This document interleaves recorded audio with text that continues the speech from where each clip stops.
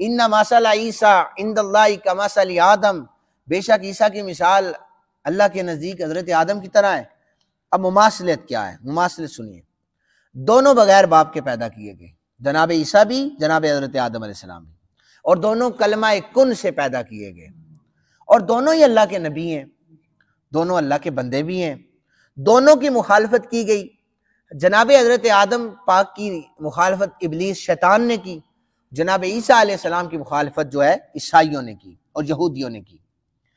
پھر اس کے بعد حضرت آدم علیہ السلام آسمانوں سے مخالفت کی وجہ سے آسمانوں سے زمین پر آ گئے، جناب حضرت عیسیٰ علیہ السلام مخالفت کی وجہ سے زمین سے آسمانوں پر اٹھائے گئے۔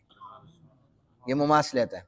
پھر فرمایا کہ اب حضرت آدم علیہ السلام کامیاب ہو کر جنت میں چلے جائیں گے، حضرت عیسیٰ کامیاب ہو کر دنیا میں تشریف لے آئیں گے، اس کے بعد جنگ ہوگی، جہاد ہوگی، دجال کو قتل کریں گے، پھر جنت میں جائیں گے۔ پھر اللہ تعالیٰ نے دونوں کے علم کا اظہار فرمایا، فرمایا وَعَلَّمَ آدَمَ الْأَسْمَاءَ كُلَّهَا، تو یہ سورہ بقرہ میں فرمایا۔ جناب حضرت عیسیٰ کی باری آئی تو فرمایا وَيُعَلِّمُهُ الْكِتَابَ وَالْحِکْمَةَ، ہم نے عیسیٰ کو بھی کتاب، اگر آدم کو ہم نے نام سکھائے تو ہم نے حضرت جناب عیسیٰ کو بھی حکمت اور علم سکھایا۔ پھر اللہ تعالیٰ نے فرمایا سورہ حجر میں، دونوں میں اللہ تعالیٰ فرماتا ہے میں نے اپنی پسندیدہ روح کو پھونکا، یا اللہ یہ جتنی مخلوق ہے ساروں کے اندر ہی تو نے روح پھونکی ہے، تو یہ تیرے اپنے مقرب بندے ہیں۔ تو اب قرآن نے ان دونوں کو کے بارے میں فرمایا وَنَفَخْتُ فِيهِ مِن رُوحِي، میں نے اپنی پسندیدہ روح آدم میں بھی پھونکی، جناب حضرت عیسیٰ میں بھی پھونکی۔ یہ مماثلت ہے۔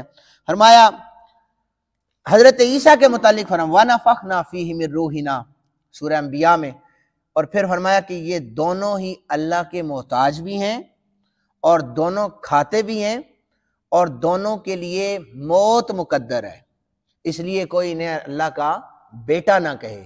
یہ ساری چیزیں بیان کرنے کا مقصد یہ ہے کہ جو عقائد ہوتے ہیں، اب دیکھیں نا یہ عقیدہ ہے ہم مسلمانوں کا، یہ عقیدہ ہے۔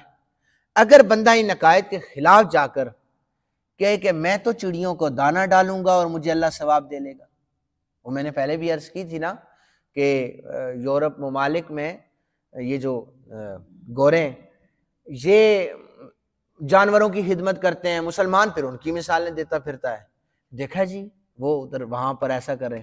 جتنے بھی اگر وہ نیک اعمال بھی کریں گے، جب تک وہ عقیدہ درست نہیں کریں گے یہ اعمال صالحہ انہیں فائدہ نہیں دیتے۔ اعمال صالحہ فائدہ تب دیں گے جب عقیدہ پکا ہوگا، عقیدہ پختہ ہوگا۔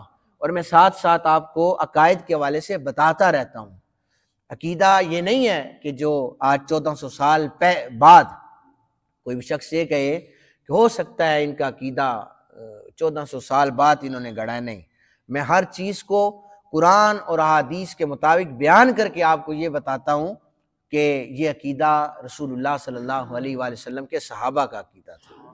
کسی بھی قسم کا معجزہ ہو تو وہ حضور کے صحابہ کا عقیدہ ہے، اور جو پھر ان کے تربیت یافتہ تابعین ہیں، تبع تابعین ہیں، اولیاء کرام ہیں، ان کے عقائد جو ہیں وہ قرآن حدیث کے مطابق ہیں۔ ہم تو انہی سے عقیدہ لیتے ہیں اور اسی عقائد پر ہم دعا کرتے ہیں اللہ ہمیں قائم بھی رکھے، اللہ ہمیں اسی عقیدے پر موت عطا فرما دے۔